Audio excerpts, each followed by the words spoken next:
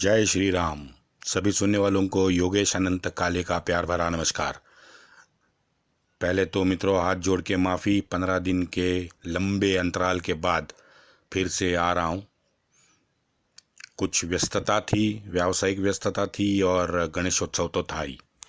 मित्रों, हमारा सफ़र हमने शुरुआत की थी ईसा पूर्व 326 से और हम लोग आज आए हैं 1192 तक। और मैं अब लगातार कोशिश करूंगा कि अगले 2 महीनों में हमारा सफ़र 1947 तक पूरा हो।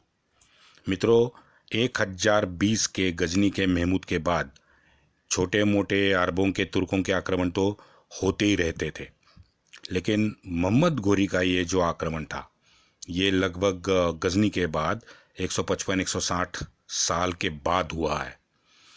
और इस आक्रमण से इन मोमिनो जिहादियों की सत्तालुलुपता, हवस, लुटेरूपन, धर्मांधता को सत्ता का कवच मिला है। भारतीय संस्कृति, सभ्यता, परंपरा और नीति नियम के नींव को इस आक्रमण ने हिला डाला, ये निश्चित है। 1192 में पिथौरा का पराजय भारतीय संस्कृति परंपरा पर कुठाराघात सिद्ध हुआ है। अब पिथौरा की मृत्यु कहाँ हुई, इसमें दो मत है, हम सब जानते हैं। लेकिन अब जैसे तवारीखकार लिखते हैं तो हमारे चंद्र भाट भी पृथ्वीराज रासो लिखते हैं।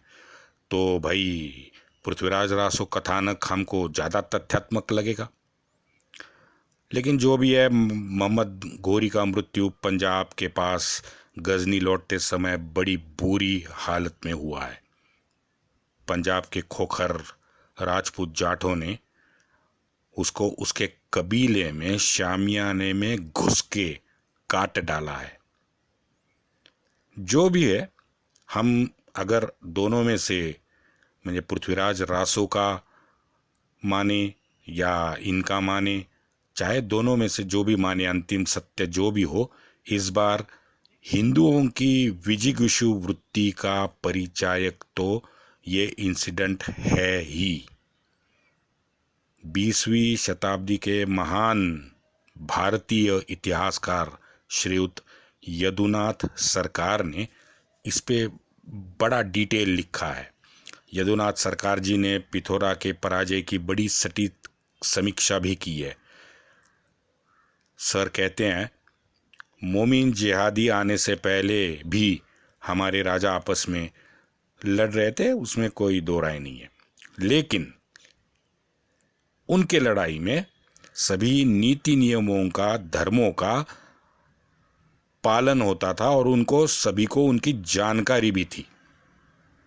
यहाँ ये लुटेरे हवस के मुल्ले कबीले वाले, वो तो अजन्म लड़ते ही आए थे। जन्म से तो वो लीडर, ना नियम है, ना नीति है, ना विवेक है, ना कर्तव्य है, बस लूटना है, अपनी हवस को पूरा करना है, माली गनीमत को अपने कब्जे में लेना है। 20% अल्लाह को दिया, बाकी सब घर पे लेके गए। बस बकरियों की तरफ, बकरियां जैसे कटती है वैसे काटो, दीन की दावत कबूल करवाओ लोगों से।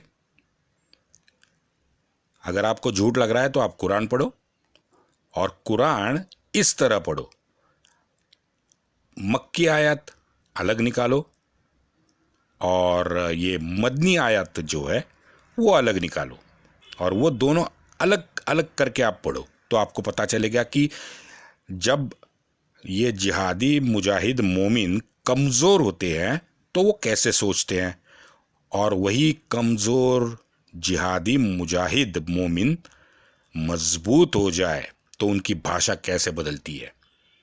आपने देखा होगा गली गली में ये 2-4 घर अगर मोमिन के हैं तो भाई साहब आप लिख के लो, पूरे संसार में उनके जैसा प्यारा, विवेकी, आदरणीय, माननीय कोई जग में नहीं होगा। लेकिन वही अगर वो मोमिन अपने बहुसंख्यक मोमिन बस्ती में चला जाए तो वहीं आपका प्यारा, विवेकी, आदरणीय और माननीय हैवान, खूंखार जानवर और हवस का मौलवी बन जाता है। हमने सब देखा है, अगर झूठ है तो बोलो आप। तो ऐसे ही खूंखार, बिना संस्कारी जानवर से हमारी हिंदू सेना नहीं लड़ पाई।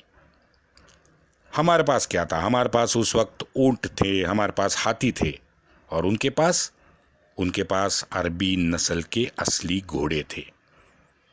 दूसरा, हमारा लश्कर का मूवमेंट ऊंट, हाथी के वजह से बहुत स्लो था, और ये जानवरों का बहुत फास्ट था, लॉजिस्टिक उसका बहुत फास्ट था।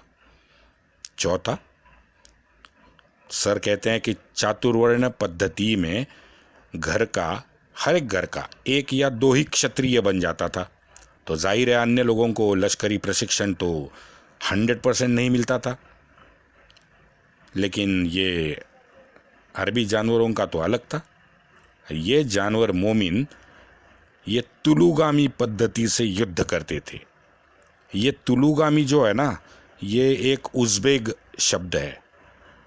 तो तुलुगामी पद्धति में क्या होता है कि शत्रु को दूर तक अपने पीछे दौड़ाओ। अब एक बार शत्रु आपके पीछे दौड़ते दौड़ते दौड़ते दौड़ते अलग थलग पड़ गया, तो अलग थलग पड़ने के बाद में अपनी जो रिजर्व टुकड़ी है वो शत्रु के पीछे लगाओ। तो इससे क्या हो गया? इससे हो गया आगे भी हम हैं, पीछे भी हम हैं, बीच में फंस गया शत्रु। ये है तुलोगामी पद्धति, रणनीति। तो इससे मोमिन लड़ा और उसको उसका फायदा हो गया। अच्छा, आखिर में सर कहते हैं हमारे यहाँ सूर्यास्त को तो युद्ध विराम हो जाता था, सैनिक घर पे चले जाते हैं, जो भी बचते थे घर पे चले जाते थे। लेकिन ये हवस के मुल्लों को क्या दिन और क्या रात, भाई ये न के न प्रकारेण काफिर का गला रेतना है ना। और ये मोमिन की चाल बड़ी कामयाब हो गई, और अजमेर में ये सूफी दरिंदा है ना, हैवान 70,000 लोगों को दीन की दावत देने वाला मोइन, उसकी मदद से घोरी घुस गया। घोरी को वहाँ गजनी में जलालुद्दीन, कौन था वो, ख्वारिज्मा की चिंता तो थी, तो व्यवस्था कायम बनाने के बाद में पृथ्वीराज के सबसे नालायक निकम्मे गोला बेटे को घोरी ने शासक बनाया अजमेर का, और वो गजनी निकल गया। गोला सिंह तो शासक बन गया, लेकिन पृथ्वीराज के भाई हेमराज ने मरते दम तक संघर्ष किया है। वैसे घोरी का पिछवाड़ा बार बार लाल हुआ है, चाहे करुणा देवी है, नायकी देवी है, संग्राम सिंह है, उन्होंने घोरी को दौड़ा दौड़ा के मारा है और भगाया भी है। लेकिन आज मैं बात करूंगा हमारे चच्चा की। कौन चच्चा? भाई महान विदुषी, पंडित, इतिहासकार, आधुनिक भारत के निर्माता, जो वो ये अभी अभी कब्र में पहुंची है ना, वो गोरी रानी, वो गोरी रानी के प्रति वफादारी दिखा के सितंबर 1946 में इंटरिम गवर्नमेंट के पंतप्रधान बने। वो हमारे प्यारे प्यारे चच्चा, वो हमारे पृथ्वीराज के बारे में क्या लिखते हैं देखो, मैं पढ़ के सुनाता हूँ उन्हीं की भाषा में, उनके पुस्तक से। पृथ्वीराज लोकप्रिय हीरो, फुल स्टॉप। पृथ्वीराज लोकप्रिय हीरो जो आज भी कथा और गीतों में प्रसिद्ध है, फुल स्टॉप। वैसे प्रेमवीर अपनी उत्कटता के लिए प्रसिद्ध होते ही हैं, फुल स्टॉप। अब अंग्रेजी में पढ़ता हूं। And so all for the love of a woman, आप जरा इसके शब्दों पे कृपया ध्यान दें, मैं फिर से पढ़ रहा हूँ। And so all for the love of a woman Prithviraj lost his life and throne. The rivalry of Delhi and central India engage in conflict, and there was much moral slaughter. But his love story is still sung everywhere. ये है हमारे महान चच्चा का पृथ्वीराज के बारे में ज्ञान। अब बताता हूँ पुस्तक का नाम। पुस्तक का नाम है डिस्कवरी ऑफ इंडिया और पेज नंबर है 237। ये फ्री डाउनलोड है, आप जरा 237 पन्ना निकालो और देखो पृथ्वीराज के बारे में ये क्या चच्चा लिखते हैं। आगे चच्चा उसी चैप्टर में लिखते हैं कि अरबों ने तो ज्ञान की लालसा में भारत दौरा किया था। ये दलिंदर ये भारत दौरा ज्ञान की लालसा में इन्होंने किया। ये है हमारे चच्चा का ज्ञान। इसे कहते हैं मोहम्मद हबीब के परम शिष्य। मोहम्मद हबीब, अरे वो इरफान हबीब का बाप। हाँ, वो इरफान हबीब का बाप ये मोहम्मद हबीब, ये हमारे चच्चा का हिस्ट्री टीचर था। अब कौन हिंदू राजा था, ये कौन नायकी देवी थी, ये करुणा देवी कौन थी, ये संग्राम सिंह कौन था, ये राजपूत कौन, भाई चच्चा से मेरी एक विनती है, चाचा ऊपर बैठ के अगर सुन रहे हो तो यार महिलाओं के नाम तो याद रखो यार, बाकी सब छोड़ दो। चलो, बहुत सारे वीर हैं, वीरांगना हैं, तो वीरांगनाओं के तो नाम रखो। अब अगर मैं वो सरोजनी बोलूँगा, एडविना बोलूँगा, जैकलिन केनेडी बोलूँगा, हाँ, अगर ये बोलूँगा तो तुम्हारी आंखें तो चमक जाएगी फिर। वैसे मित्रों, आज मैं बताऊँ, मेरे ये हमारे जो प्यारे चच्चा है, ये अहमदनगर में बैठ के, जेल में बैठ के ये सब लिख रहे थे। वहाँ पे उनको टेबल था, पेन था, है ना, नौकर चाकर थे, खाने की पूरी व्यवस्था थी। और अंडमान में जब कविताएं लिखी, जयोस्तुते लिखा, तो किससे लिखा? कोयले से लिखा। कहाँ पे लिखा? उसी 8x10 की दीवार पे। और वो फिर बाय हार्ट किया, मुखोद्गत किया, और बाद में छूटने के बाद, घर आने के बाद जितना याद था उतने लिखा। ये है दो अलग अलग कैदी। एक कैदी ऐशो आराम की ज़िंदगी में अहमदनगर में मोहम्मद हबीब के साथ डिस्कवरी ऑफ इंडिया लिख रहा था, और एक कोयला लेके वहीं अपनी कविताएं, अपनी सृजनशील विचारों से उत्कट हुई अपनी कविताएं दीवार पे लिख रहा था। ये है फर्क। अब अहमदाबाद में भी, अहमदनगर महाराष्ट्र में भी ये डिस्कवरी ऑफ इंडिया किसने लिखी है? हमारे चच्चा ने लिखी या मोहम्मद हबीब ने खुद लिखी? यार मालूम नहीं, आई एम सॉरी, लेकिन चच्चा जो बताते हैं डिस्कवरी ऑफ की, मैं नहीं लिखा, चलो हम मान लेते हैं, लेकिन मुझे नहीं मालूम। चलो छोड़ो, बहुत हो गया चच्चा चलीसा। हम आते हैं वापस घोरी पे। तो जैसे 1192 में पृथ्वीराज को हरा के ये जो घोरी है वो गजनी लौटा है, तो ये जानवर फिर 1194 में भारत आया। क्यों आया? क्यों भाई? पैसा खत्म हो गया? हाँ, हजारों गुलाम रखना है, हरम रखना है, हाँ, इतनी बड़ी सल्तनत को संभालना है, तो पैसा तो चाहिए। एक होगा, और एक मुझे लगता है, अब ये मैं बायस भी हो सकता हूँ, लेकिन मुझे लगता है कि कुतुबुद्दीन ऐबक का प्यार उसको हर 2 साल के बाद खींच लाता था, पता नहीं। लेकिन 1194 में घोरी फिर भारत आया, और भारत में आने के बाद आप देखिए ये हवस का मौलवी क्या करता है। हवस के मौलवी ने जयचंद पे वो चढ़ गया। ये अपना उत्तर प्रदेश में कन्नौज और इटावा के बीच में एक गांव पड़ता है चंद्रावल। वहीं उनका दोनों का घनघोर युद्ध हुआ और एक जहरीला बाण जयचंद के गले से आर पार निकल गया। जयचंद गिर गया, जयचंद मर गया। अब ये घोरी के साथ में उसका हसीन कमसिन गुलाम भी उसके साथ था, ऐबक। वैसे ऐबक का मैं बता दूं, ऐबक 1191 में प्रथमतः भारत आया था, तो तब से वो भारत में ही था, भारत में ही रहा। वो गवर्नर बना दिया उसको दिल्ली का, तो ऐबक का उसके साथ जाना लाजमी है। तो ये ऐबक उस वक्त था। तो जयचंद मर गया। जयचंद का जो राज्य था तो वो तो वाराणसी तक था, तो अब पूरे राज्य में रोकने वाला कोई नहीं था। तो ये हमारा कमसिन हसीन गुलाम ऐबक वाराणसी पहुंच गया। वाराणसी में कोहराम मचाता रहा। वाराणसी में 1000 मंदिर तोड़े, माँ बहनों का बलात्कार किया, 10-12 साल के मासूम बच्चों को उठा लिया।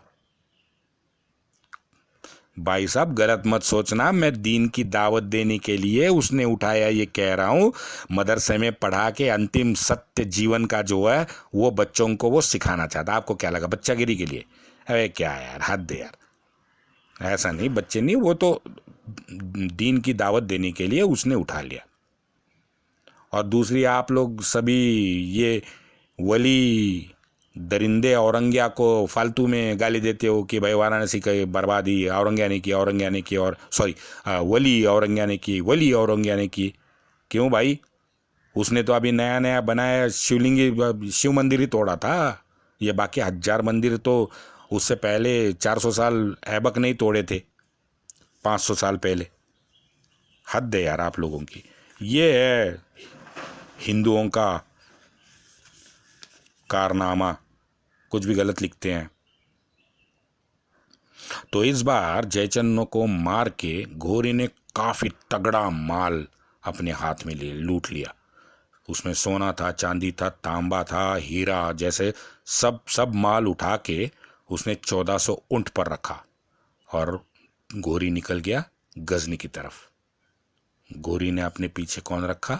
अपने सबसे हसीन कमसिन लाडली गुलाम को, कुतुबुद्दीन ऐबक को।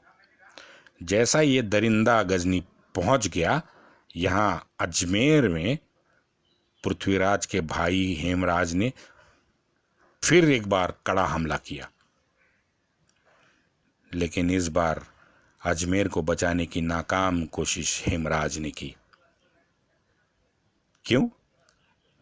ऐबक दिल्ली से दौड़ते दौड़ते अजमेर आया और किले में बैठा था हेमराज, और बाहर दिल्ली से आया हुआ ऐबक ने क्या किया? ऐबक ने पूरे किले का दाना पानी रोक दिया। तो दाना पानी रोक दिया, अंदर नौबत आ गई भूखे पेट रहने की। तो हेमराज आखिर में बूढ़ा भी हो गया था, तो हताश हो गया और अपने आप को हेमराज ने अग्नि देवता के हवाले किले में ही कर दिया। इस हार के बाद हमारे निकम्मे गोला सिंह, जो हमारे महान पृथ्वीराज के निकम्मा नालायक लड़का था, उसको ऐबक ने उठा के अजमेर से उठा के रणथंबोर भेज दिया। मरते दम तक वो रणथंबोर में ही रहा है।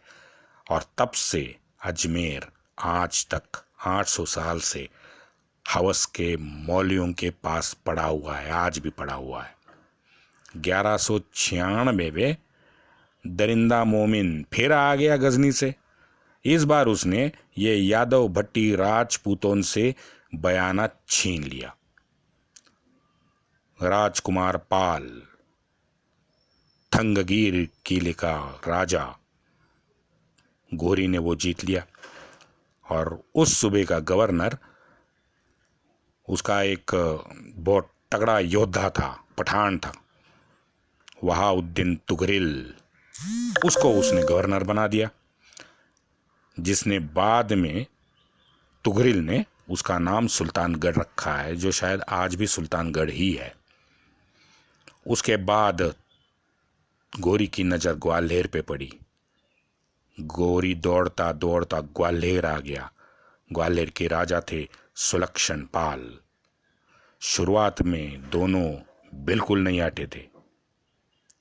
फिर घोरी ने अपने इस वहाउद्दीन तुगरिल को ग्वालियर बुलाया तो 18 महीने के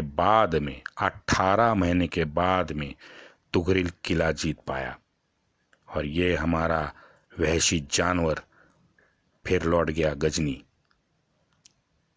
तो आपको पैटर्न तो 100% आपने देखा होगा कि हर 2 साल बाद ये दरिंदा अपने मरते दम तक भारत आता रहा और यहीं भारत में पंजाब में उसको काट डाला गया।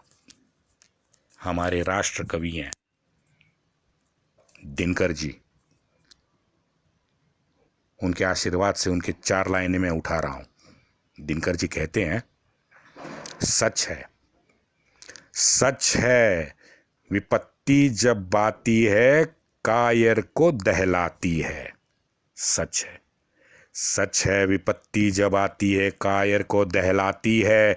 सूरमा नहीं विचलित होते, क्षण एक नहीं धीरज खोते। सच है विपत्ति जब आती है कायर को दहलाती है। सूरमा नहीं विचलित होते, क्षण एक ही न धीरज खोते।